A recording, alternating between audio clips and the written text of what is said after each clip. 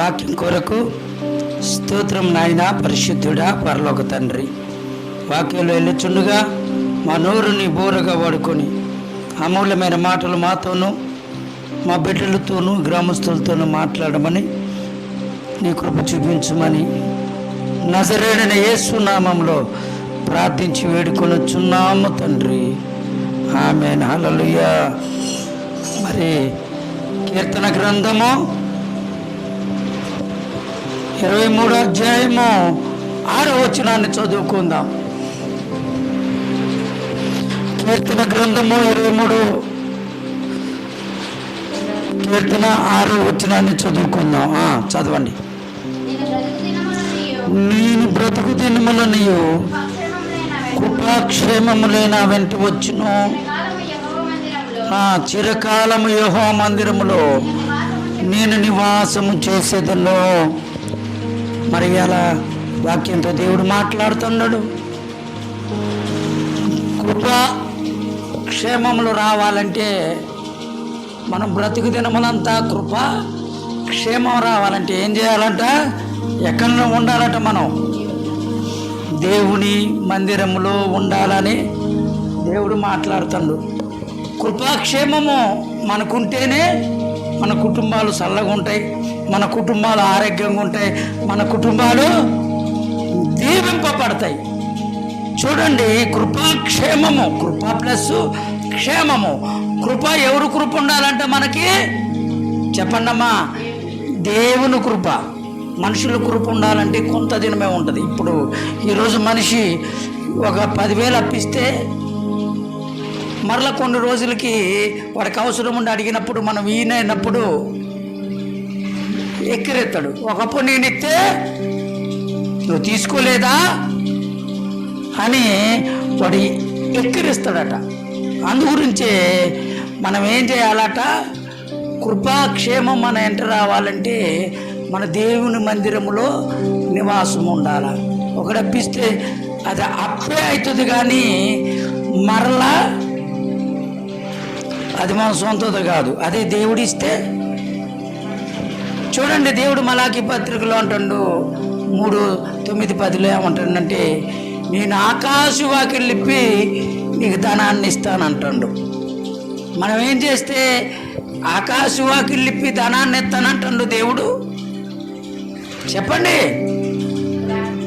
నువ్వు ప్రార్థన చేస్తే చాలు, నువ్వు ప్రార్థన చేస్తే చాలు, నీకు ఆకాశవాకిలిప్పి నీ ధనాన్ని ఎత్తారంట. మనం ఎక్కడెక్కడో ఎత్తుకుతుంటాం, ఎవరెవరినో అప్పు అడుగుతుంటూ ఉంటాం, ఎక్కడెక్కడెక్కడో అప్పు అడుగుతాం, కానీ అడగాల్సిన దగ్గర మనం అడగం. అడగాల్సింది ఎక్కడట? దేవుని సన్నిధిలో అడగాల. మరి దేవుని సన్నిధిలో అడగాలంటే నువ్వు ఎక్కడికి వచ్చి అడగాలట?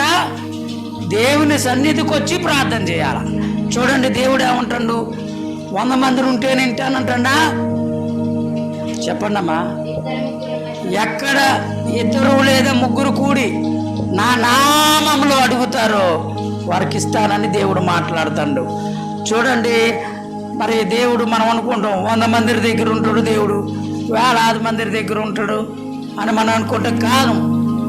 ఎవరైతే హృదయాన్ని ఇస్తాడో, ఎవరైతే దేవుడి వాక్యాన్ని వింటాడో, ఎవరో దేవుని అందు భయభక్తి కలిగి ఉంటాడో వారినే దేవుడు దీవిస్తాడు. మనం అనుకుంటాం, మనం వాళ్ళని అడుగుతాం, వీళ్ళని అడుగుతాం, అప్పిస్తారు.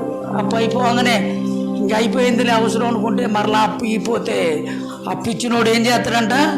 మన ప్రాణాన్ని తీస్తాడు.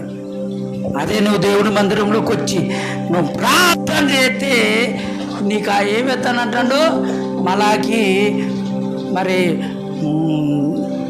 3:10 ఉంటుంది. చదవండి అమ్మా.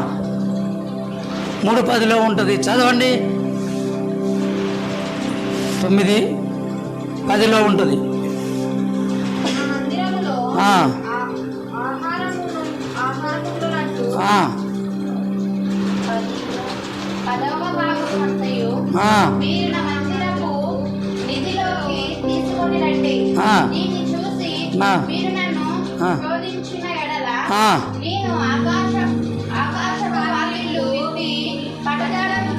రాగనంత విస్తారముగా దీవెనలు మొదలైనని సైన్యములకు అధిపతియగు యెహోవా సెలవిచ్చుచున్నాడు. దేవుడు ఎలా ఎత్తానంటాడు? ఆకాశ వాకిళ్ళు ఎత్తేస్తానంట. చూడండి, ఆకాశంలో ఎవరున్నాడు? ఆయన. ఆకాశం నా సింహాసనము, భూమి నా పాదపీఠం అంటాడు. ఆకాశంలోని నరులందరినీ నేను కనులార చూస్తూ పరిశీలిస్తానని అంటాడు.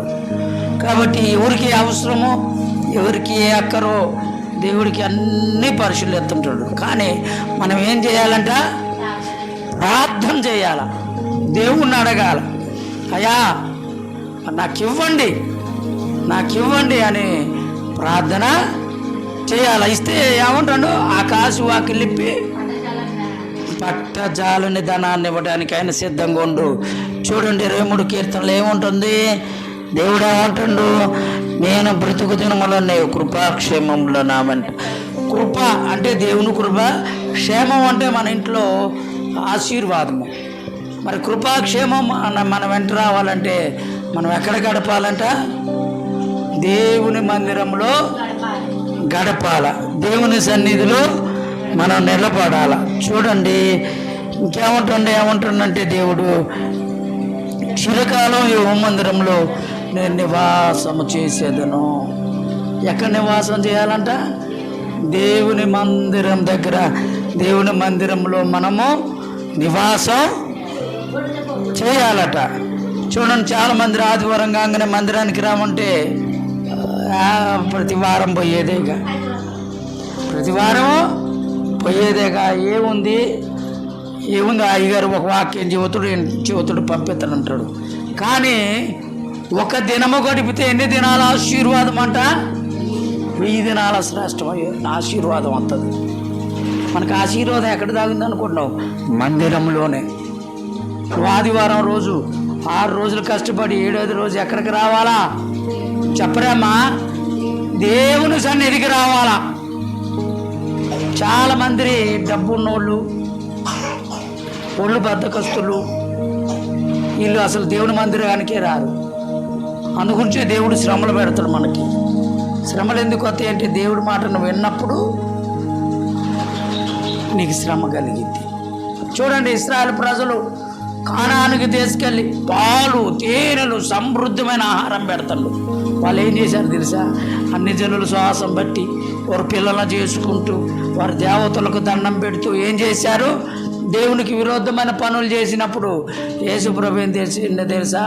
అమోరీ ఇళ్ళకి అనేక మందికి, కానానీ ఇళ్ళకి, పెర్జీ ఇళ్ళకి, అనేక మిద్యాలకి, అనేక మందికి చేతికొప్ప చెప్పిందంట. వారిని బానిస చేసుకొని వారిని హింస పెట్టినప్పుడు అప్పుడు ప్రార్థన చేస్తున్నారట. అయ్యా మేము శ్రమల్లో ఉన్నాం, మేము బాధల్లో ఉన్నాం, మేము ఇరుకుల్లో ఉన్నాం, మేము ఇబ్బందుల్లో ఉన్నాం, నాయన మమ్మల్ని కాపాడని కన్నీటితో ప్రార్థన చేస్తారట. అంటే అన్నీ ఇచ్చినప్పుడు మనం ఏం చేస్తున్నారట? అన్ని జనుల సావాసం బట్టి అన్ని దినాల దగ్గర చేరి అన్ని జనాలు భోజనం చేస్తూ వారి పిల్లల్ని ఇస్తూ వారితో మందు మరి తాగుతూ వారితో పాటు ఎంజాయ్ చేస్తానమంట. దేవుడికి ఉగ్రత వచ్చి వారికి మరల పట్టించగానే మరలా ఈ మొర్ర పెడుతున్నాను.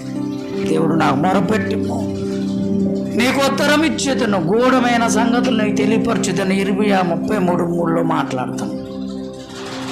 చూడండి, మన దేవుడికి మొరపెట్టాలి. శ్రమ వచ్చినప్పుడు, బాధ వచ్చినప్పుడు, ఇరుకు వచ్చినప్పుడు, ఇబ్బంది వచ్చినప్పుడు ఎవరికి మొరపెట్టాలా? దేవుడు మొరపెట్టాలా. వాడు మొరపెట్టడం వదిలిపెట్టి మనం ఏదేదో చేస్తాం, ఆదివారం ఆశీర్వాదాన్ని పోగొట్టుకుంటాం. చూడండి, మరి కొందరు మరి ప్రతి ఆదివారం యాడికి పోవాలా? మందిరంలో పోవాలా. పోట్ల ఒక వారం పోతే 3 వారాలు పోతే మరి ఇంట్లోకి ఏమవుతుంది? సాతాను వచ్చి శ్రమలు కలిగిస్తుంది, బాధలు కలిగిస్తుంది, ఇరుగులు కలిగిస్తుంది, భార్య భర్తల మధ్య సమాధానం లేకుండా చేస్తుంది, అత్తాకోడల మధ్య సమాధానం లేకుండా చేస్తుంది, మరి అనేక మధ్య సమాధానం లేకుండా చేస్తుంది. అది సాతాను లోనకొచ్చి. కాబట్టి మనం ఏం కలిగి ఉండాలంట? దేవునికి భయపడాలట. ప్రతి విషయంలో మన దేవుడికి భయపడాలట. దేవుడికి భయపడాలి. భయపడట్లా. భయం ఉన్నోడు మందిరంలో ఉంటాడు ఆదివారం రాగానే. భయం ఉన్నోడు ఎక్కడ ఉంటాడు? మందిరంలో ఉంటాడు. ఉండి అయ్యా నన్ను ఈ వేదనములో నన్ను దీవించండి అయ్యా, నన్ను ఆశీర్వదించండి అయ్యా అని కోరుకుంటాడు. నీకు ఆశీర్వాదం రావట్లేదు, నీ ఇంట్లో దీవెన లేదు, నీ ఇంట్లో కృప లేదు, నీ ఇంట్లో దీవెన లేదు, మన వేదనాల ఆశీర్వాదం లేదు అంటే కారణం ఏంటంటే మనం ఎక్కడికి పోవట్లేదంట. చూడండి నిర్గమకాండం 20 అధ్యాయములు అన్నది ఏమంటుండో 6 రోజులు కష్టపడి 7వ రోజు ఎక్కడ ఉండాలట? మందిరంలో ఉండాలి. దేవుడు కూడా భూమి ఆకాశము సూర్య చంద్ర నక్షత్రములను సమస్త జీవకోటిని కలగజేసి 5 రోజుల్లోనే సమస్తాన్ని కలగజేసి 6వ రోజు ఏం చేసిండంట? మరి ఆయన విశ్రమించినట్టు 7వ రోజు చూడండి విశ్రాంతి తీసుకున్నాడు. 6 రోజుల్లోనే కంప్లీట్ చేసిండట. మనం కూడా ఏం చేసుకోవాలి? ఎంత పని ఉన్నా 6 రోజుల్లోనే పని పూర్తి చేసుకొని 7వ రోజు ఎక్కడ గడపాలట? మనం దేవుని సన్నిధిలో గడపాలమ్మా. గడపపోతే ఆశీర్వాదం రాదు. 1 వారం పోతే ఆశీర్వాదం, 2 రోజులు పోతే ఆశీర్వాదం రాదు. సంవత్సరంలో ఎన్ని దినాలు మనం పోతాం తెలుసా? సంవత్సరంలోనే 52 దినాలే పోతాం. అది కూడా ఎన్ని గంటలు కూర్చుంటాం అంటే 2 గంటలు 3 గంటలే, అంతకంటే ఎక్కువ రోజంతా గడుపుతావా? రోజంతా గడపం మనం. కానీ మరి ఆ ఒక్కరోజు దేవుడి దగ్గర గడిపితే నీకు ఆశీర్వాదం ఇవ్వబడుతుంది. కాబట్టి మనం ప్రతి ఆదివారం ఎక్కడ ఉండాలట? దేవుని దగ్గర. సాతానం చేస్తుంది, ఒకరోజు చాలు, 1 వారం చాలు, ఏం కాదులే అన్న దెయ్యమే ఇంట్లోకి వచ్చి సమస్యలు పెడుతుంది. అన్న దెయ్యమే సమస్యలు, వేదన, శోధన కలిగిస్తుంది.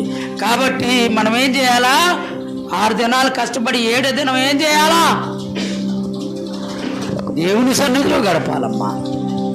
నువ్వు 10వ వంతు భాగం కానుకలుండి లేచి నన్ను శోధించు, నన్ను అడుగు, నీకు ఆకాశ వాకిలి ఇప్పిస్తానంటాను. ఈరోజు ఒక్కొక్క ఇంట్లో డబ్బు లేక కరువు, ఇరుకు, ఇబ్బంది, అనారోగ్యము,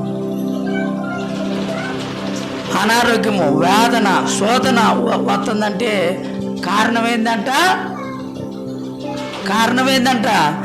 మన దేవుడి మాట వినక, మందిరానికి రాక, ప్రార్థన లేక. కాబట్టి మనం కరెక్ట్గా దేవుని అందున్నట్లయితే మన దేవుడు మనల్ని బహుగా ఆశీర్వదిస్తాడు. కాబట్టి మన ఆదివారం ఏం చేయాలా? ప్రార్థన చేయాలి. మందిరంలోకి వచ్చి ఏం చేయాలా? మందిరంలోకి వచ్చి ప్రార్థన చెయ్యాల. కాబట్టి దేవుడు ఏమంటాడు? నీ కృపాక్షేమములు రావాలంటే, కృప అంటే ఎవరు కృప? దేవుని కృప రావాలన్నా, క్షేమం అంటే నీ ఇంట్లో సమృద్ధిమైన క్షేమం రావాలంటే ఎక్కడ కూర్చోవాలి నువ్వు? ఆదివారం రోజు చాడబందరి, అది చేయాలా, ఇది చేయ దేవుడా, అది చేయ దేవుడా, ఇది కానీ నాయన, అది కానీ నాయన అంటారు. చివరికి అన్నీ చేసిన తర్వాత దేవుని సన్నిధిలో వదిలేస్తారు. అవసరం తీరిన తర్వాత యేసు ప్రభు ఎవరు మొక్కటానికైతే యేసు ప్రభు దగ్గర ఎంత పొడుగు లిస్ట్ పెట్టి మొక్కుతాం. నా సమస్య ఇదయ్యా, నా ఇదయ్యా, మా కుటుంబ సమస్య ఇదయ్యా, నా భర్త మారాలయ్యా, నా భర్త తాగుడు నుంచి విడిపించబడాలయ్యా, నా అప్పులు తీరాలయ్యా, నాకు అనారోగ్యం రావాలని ఇంత దూరం ప్రార్థన చేస్తాం. చివరికి ఆదివారం రోజు మనం 1 వారం వస్తే 3 వారాలు ఆశీర్వాదం రాకుండా మనం పోగొట్టుకుంటున్నాం. మనం పోగొట్టుకోకుండా ఉండాలంటే మనం ఏం చేయాలా? మందిరంలో రావాలా. మొదట నువ్వు ఎక్కడ రావాలి? ఆదివారం రోజు విశ్రాంతి దినమును నువ్వు దేవుని మందిలో రావని దేవుడే చెబుతుండు. దేవుడి మాట మనం వినాలా, వినొద్దా? ఇది మనుషులు చెప్పే మాట కాదు. దేవుడిలో మాట్లాడే ప్రతి మాట దేవుడే. యోహాను సువార్త 1:1 ఉంది, ఆది యందు వాక్యం ఉండెను, వాక్యం దేవుని యొద్ద ఉండెను, వాక్యమే దేవుడే ఉండును అన్నాడు. ఈ వాక్యం ఎవరట? యేసు ప్రభు. ఆ వాక్యాన్ని ఏ రోజు వినాలంట? నువ్వు దివరాత్రులు వినాలా. నీ ఆశీర్వాదం రావాలంటే ఆదివారం ఎక్కడికి రావాలా? మందిరంలోకి రావాలి. మందిరంలోకి వచ్చి ప్రార్థన చేయాలి. చేస్తున్నావా? అడగటానికైతే దేవుణ్ణి ఓ పెద్ద పెద్ద పెద్ద పెద్ద అయ్యా ఈ సమస్య ఆ సమస్యని పెద్ద పెద్దగా అడుగుతాం. పొందుకున్న తరువాత ఏమవుతుంది చూడండి. ఒక వ్యక్తి అయ్యేదాకా మనం ఏం చేస్తాం? దేవుని ఇసుకెత్తుంటాం, బాధ పెడుతుంటాం. ఇప్పుడు కోర్టు కేసు పోయింది, ఇలా మందిరంలో లేడు అంటే కారణం ఏంటి? అవసరాన్ని బట్టి దేవుణ్ణి వాడుతున్నారు. చూడండి, ఒక కొబ్బరి నూనె డబ్బా, ఈ డబ్బాలో కొబ్బరి నూనె ఉన్నంతసేపు మనం ఎట్లా వాడతాం? చాలా జాగ్రత్తగా వాడతాం. ఇంట్లో పెట్టుకుంటాం, అరే కొబ్బరి నూనె భద్ర అంటాం, జాగ్రత్త అంటాం, దీన్ని రాసుకుంటాం, మనం దీనివల్ల మేలు చేసుకుంటాం. ఈ నూనె అయిపోగానే దీన్ని ఏం చేస్తాం? ఇట్లా ఇసిరి రోడ్డు మీద పాడేస్తాం. చూడండి, మన దేవుణ్ణి కూడా అవసరం ఉన్నంతసేపు ఇసుకెత్తాం, ప్రార్థన చేస్తాం. నాకు అవసరం తీర్చండి అయ్యా, నా అవసరం తీర్చండి అయ్యా, నాకు అవసరం తీర్చండి అయ్యా అని మనం ప్రార్థన చేస్తాం. తీరా ఏం చేస్తాం? అవసరత పోగానే, అప్పులు పోగానే, సమస్య పోగానే, ఇరుకులు పోగానే, ఇబ్బందులు పోగానే ఇప్పుడు మనం ఏం చేస్తాం? నెక్స్ట్ చెప్పరేమ్మా, దేవుని వదిలేస్తాం. అసలు సమస్య వచ్చినప్పుడు ప్రార్థనకు వచ్చి ఎట్లా ఏడుతారో, ఓ ఓ ఓ సమస్య తీసేయ్యా, భర్త మారాలయ్యా, తాగు నుంచి విడిపించాలయ్యా అని ఓ ఓ అయిపోయింది. మొత్తం తీసేసిండు దేవుడు, ఆనందంగా ఉంచిండు. ఇప్పుడు మనం ఏం చేస్తాడు? మంచిగా ఈ చుట్టాలు వచ్చారు, అమ్మాయి గారు, మరి వాళ్ళు ఎవరు చూస్తారు? ఈ ఆదివారం చికెన్ తీసుకురావాలా, వండి పెట్టాలా?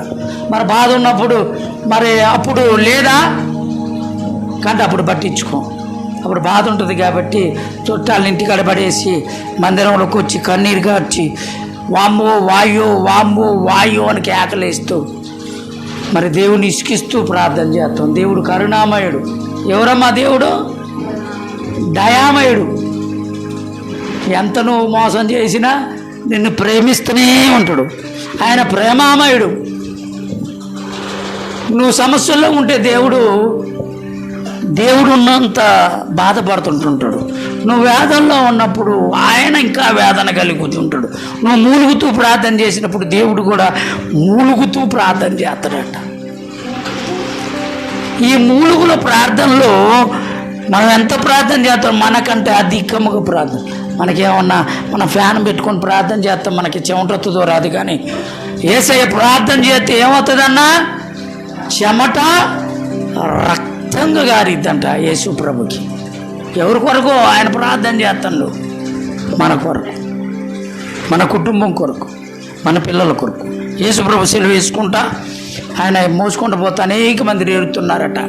అయ్యా, ఎందరో రోగులు బాగు చేసావయ్యా, ఎందరో కష్టాల నుంచి విడిపించావయ్యా, ఎందరో బాధల నుంచి విడిపించావయ్యా, చచ్చిన వారు లేపినవయ్యా, ఈరోజు నువ్వు చనిపోతున్నావయ్యా అని ఏడుతుంటే ఆయన ఏమని తెలుసా?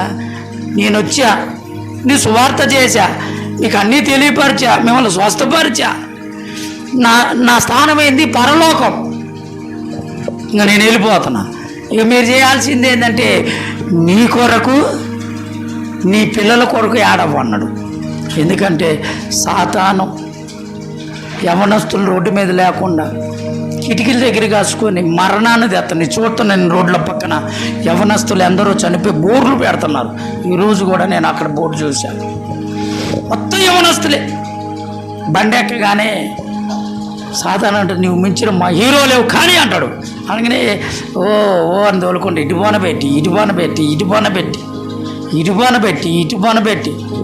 బండి తోలుతారు. అటుబాన పెట్టి లారీ చక్రం కింద పోతుంది. వయసు పిల్లగాళ్ళమ్మ యవ్వనస్తులు సాతాను మాటిని ఎందరో మరణిస్తున్నారు. ఈ మధ్య ఒక్కడ మరి తల్లికి లోబడతాడట. మరి తల్లికి లోబడుతూ మరి ఎంతో మరి ఉదయాన్న పాలు పోసి మరి పేపర్ వేసి మరి అనేకమైన పని చేస్తూ కాలేజీకి వెళ్తాడట. మరి అలాంటి వ్యక్తి ఇప్పుడు ఏమైందంట, సెల్లు ఈ పక్కన పెట్టి సెల్లు ఇటు పక్కన పెట్టి వంగి బండి తోలితే సెల్లు జారిందని ముందు చూసుకోకుండా బండి తోలితే ఏందనుకున్న మామూలు లారీ, కంకర లారీ, కంకర మధ్యలోకి వెళ్ళిపోయింది, గొల్లగా చచ్చిపోయింది. ఇప్పుడు ఫ్యాషను సెల్లు కూడా చెవిలో పెట్టుకొని రాలుతూ ఉంటారు. చూడండి, ఇదంతా చేసేది ఎవరు? పక్క కాసేపు నిలబడి మాట్లాడొచ్చు. ఇక సాతాను ఏమంటుంది, మాట్లాడు, ఇంతకంటే హ్యాపీ లేదంటది, తోలో నాకంటే హీరో లేదంటారు. సినిమాలలో ఏదో చెబుతారు, వాళ్ళు బతుకు తిరుగుకోరు. కానీ మనం హీరోలు అవుతున్నాం. ఇక్కడ యవ్వనస్తులు ఎంతమందిలో చనిపోతున్నారు. వాళ్ళ యవ్వన కాలం అంత తల్లిదండ్రులకు ఉపయోగపడతారనుకుంటే తల్లిదండ్రులకు ఉపయోగపడకుండా మరి వారు మరణిస్తున్నారట. ఎవరి మాట వెనక ఇదంతా? పాస్టర్ మాట వెనక, ఆదివారం ప్రార్థనకు రాక, దేవునికి లోబడక. చూడండి, ఎందరో విన్నారమ్మా, ఎందరో అసలు మరణాన్ని చూస్తున్నారు. నా ముందే అనేక మంది చచ్చిపోయారు, నా ముందే అనేక మంది మరణాన్ని పొందుతున్నారు. కానీ మన పుట్టించిన దేవుడు, మనకు ప్రాణాన్ని ఇచ్చిన దేవుడు, మనకు ఆహారం ఇచ్చే దేవుడిని ఏ రోజు తలుచుకోవాలి మనం? ఆదివారం. ఇక్కడ కూడా 23వ కీర్తనలో ఏమని అంటానంటే చక్కటి మాట అంటాడు,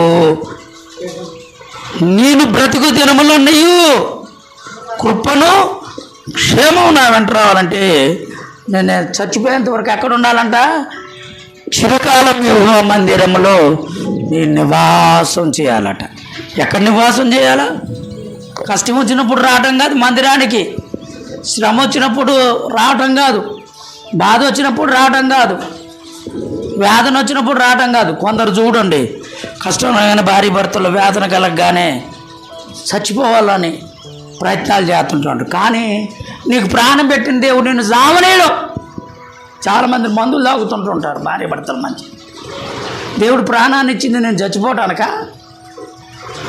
దేవుడు ఏమన్నావు 70 లేదా 80 నీకు ఆవిషని ఇచ్చింది నువ్వు చచ్చిపోవటానిక? నిన్ను పుట్టించింది నువ్వు గొడవలు పెట్టుకొని చచ్చిపోవడానికి కాదు. దేవుడు నిన్ను బతికెత్తాడు. సోమరికి ఆహారాన్ని ఇచ్చి పోషించే దేవుడు ఎవరట? యేసు ప్రభు. దేవుడు నిన్ను పుట్టించిండు. వాళ్ళు అన్ని జనులా, వారు ముస్లిమా, వాళ్ళ క్రైస్తవులా అని కాదు, అందరు పుట్టించింది దేవుడు ఎవరు? సర్వ సృష్టిని పుట్టించిన దేవుడు అంటే యేసు ప్రభు. అందరు బాధ్యతలు తీసుకుని ప్రార్థించకపో పాటలు ఉన్నాయి. ప్రార్థించకపోయినా పలకరిస్తూ ఉంటావు, మాట వినకపోయినా కలవరిస్తూ ఉంటావు. ఎందుకింత ప్రేమ నాపై యేసయ్యా, ఎందుకింత ప్రేమ నాపై యేసయ్యా, నీకెందుకు ఈ ప్రేమ, నన్ను విడిచిపోవెందుకు, నా ఊసే నీకెందుకు, నా యేసయ్యా నన్ను విడిచిపోవెందుకు, కష్టాలలో బాధలలో. చూడండి, నువ్వు ప్రార్థించకపోయినా, నువ్వు బాధల్లో ఉన్న దేవుడు నీ దగ్గరికి వస్తాడు. ఎందుకంటే మనమంతా ఆయన బిడ్డలం. ఒక తల్లి తన కుమారుడు ఫుల్గా దాగి మురికి కాలువలో పడ్డాడు. తల్లి చూస్తూ వదిలిపెడుతుందా? వదిలిపెట్టిద్దమ్మా? కుమారుని లేపుకొని ఆ నోరు గడుక్కొని స్నానం చేయించి మజ్జిగ బిసికి నోట్లో పోసి తినిపించి నా కుమారుడికి నూనె పెట్టి ఆ కుమారుని ఎంతో ప్రేమగా చూసుకుంటాం. వాడికి మళ్ళీ యథావిధిగా సొయ్యొచ్చినప్పుడు నాన్న ఇది మన తగదు, ఉర్కాలలో పడకూడదు నాన్న, మందు తాగకూడదు, మనం ఇలుగు బ్రతుకుతున్నామని మనం చెబుతాం. అట్లాగే మళ్ళీ బొట్టిచ్చింది దేవుడు కూడా నీ గురించి వేదన పడుతూ, నీ గురించి రేత్రింబోలు ఆలోచిస్తూ, ఎంతమందిలో భార్య భర్తలు ఎంతమందిలో ఊర్లు వేసుకొని చచ్చిపోయిన వాళ్ళు ఉన్నారు, భర్త ఊరు వేసుకొని చచ్చిపోయిన వాళ్ళు ఉన్నారు, నదుల్లో పడి చచ్చిపోయిన వాళ్ళు ఉన్నారు, భార్యలు కూడా. మరి వీళ్ళందరూ చచ్చిపోవటం ఏంటంటే సాతాను చెబుతుంటుంటుంది. సాతాను ఏం చెబుతుంటుందట? సాతాను ఏం చెబుతుంటుంది? చచ్చిపో. ఎందుకంటే అది పుట్టించింది కాదు, పెంచింది కాదు, అన్నం పెట్టింది కాదు, ఆరోగ్యం ఇచ్చింది కాదు, వివాహం చేసింది కాదు. కానీ ఇవన్నీ చేసేది ఎవరట? చెప్పరేండమ్మా, యేసు ప్రభు అక్కడే. నిన్ను జావనీయుడు అనుకుంటారు ఎంతమందిలో, మనం చచ్చిపోవాలనుకుంటారు, గొడవలో చచ్చిపోవాలనుకో. కానీ దేవుడు మిమ్మల్ని చనిపోయేటట్టు కూడా దేవుడు చేయడు. చూడండి, ఇద్దరు భార్య భర్తలు ఎంతసేపుటి కలిసి ఉండేటట్టు చేస్తాడు కానీ విడదీయుడు. ఇవన్నీ ఆశీర్వాదాలు రావాలంటే నువ్వు ఎక్కడికి రావాలి అంటాడు? ఆదివారం రోజు 6 రోజులు కష్టపడి 7వ దినం ఎక్కడికి రావాలట? చెప్పండి అమ్మా, దేవుని సన్నిధికి రావాలా. ఈ వాక్యం మరి ఏమని చెబుతుంది? నీ కృపక్షేమములు ఎంట రావాలంటే నువ్వు చిరకాలము అంటే చచ్చేంత వరకు. మొత్తం నెలకి ఎన్ని వారాలమ్మా? నెలకి, సంవత్సరానికి 52 వారాల్లో మహా అంటే 3 గంటలు గడుపుతాం. ఈ 3 గంటలు గడపడానికి శోభాలు పడతాం. టీవీ దగ్గర పెట్టుకుని ఉదయం పెట్టుకొని సీరియల్ పెడితే సీరియల్ అమ్మటి సీరియలు, సీరియల్ అమ్మటి సీరియలు, సీరియల్ అమ్మటి సీరియలు. ఒక ఆమె కష్టం వచ్చిందని ఉపవాసం చేసిందంట. సీరియల్లో కష్టం వచ్చింది కోడలకి, వాళ్ళ అత్త వేదన పెడుతుందని ఉపవాసం ఉందంట. సీరియలే నిజ జీవితం అనుకుంటున్నారు. చూడండి, సీరియల్ టీవీ పెట్టుకుంటే ఉదయం మొదలు కొట్టుకొని రాత్రి పుణ్యకి అంతవరకు సినిమాలు సీరియల్ చూస్తూనే ఉంటాం. సాతాను ఏం చేస్తుంటుంది? బాబా చూడు, ఇంకో దాంట్లో ఏముందో, ఇంకో దాంట్లో ఏముందో, ఇంకో దాంట్లో ఏముందో చూడమని మళ్ళీ దేవునికి దూరం చేస్తుంది. కాబట్టి మనం ఎవరి వైపు చూడాలట? దేవుని వైపు చూస్తే దేవుడిని ఆశీర్వదించడానికి మన కృపను, అంటే ఎవరి కృప కావాలి మనకి? మనుషుల కృప కాదు, దేవుని కృప కావాలా. ఉండేది క్షేమం కావాలంటే మన ఆదివారం ఎక్కడ గడపాలంట? దేవుడి దగ్గర గడిపితే దేవుడు నిన్ను ఆశీర్వదించడానికి సిద్ధంగా ఉన్నాడు. ప్రార్థన చేసుకుందాం. స్తోత్రమయ్యా పరిశుద్ధుడా పరలోక తండ్రి, ఇదిగో నాయన ఇంతవరకు నీ చక్కటి మాటలతో మాతోనూ మా బిడ్డలతోనూ మాట్లాడావు ప్రభా. ఏ బిడ్డ వేదన కలిగి ఉందో, ఏ బిడ్డ బాధలు కలిగిందో హృదయాన్ని చూచే దేవుడు ప్రభువా. అందరం పైన చూసి వీళ్ళు బాగున్నారు, వీళ్ళకి సమస్యలు లేవు, వీళ్ళకి బాధలు లేవు, వీళ్ళు ఇరుకుల్లో ఇబ్బందుల్లో అనుకుంటాం. కానీ దేవుడు హృదయాన్ని చూసే దేవుడు. ఏ బిడ్డ వేదన కలిగి ఉందో, ఏ బిడ్డ శోధన కలిగిందో దేవుడికి తెలుసు. కాబట్టి వారి సమస్యలన్నీ విడదీయటానికి, ఇప్పుడే విడిపించడానికి ఆయన సిద్ధంగా ఉండు. అప్పుతో అలమటిస్తున్నామా? అప్పుల నుంచి దేవుడు విడిపించడానికి ఆయన సిద్ధంగా ఉండు. ఆయన సన్నిధిలో నువ్వు ఉన్నట్లయితే అప్పటి నుంచి విడిపించి నీకు ఆకాశ వాకిళ్ళు ఇప్పించి నేను దీవిస్తానంటాడు. మరి వేదన కలిగి ఉన్నావా? శోధన కలిగి ఉన్నావా? మరి ఆ సమస్య నుండి విడిపించడానికి నేను ఉన్నాను. కాబట్టి నా మొరపెట్టుము, నీకేం చేస్తా? ఉత్తరం ఇచ్చేది నన్ను దేవుడు మాట్లాడుతున్నాడు. కాబట్టి బిడ్డలారా, ఆదివారం దేవుని సన్నిధిలోకి రండి, మొరపెట్టండి. దేవుడు నిన్ను బహుగా దీవిస్తాడు. మీ అందరికి వందనాలు. Praise lord. దేవుడు మీ అందరినీ దీవించునుగాక. ఆమేన్, ఆమేన్.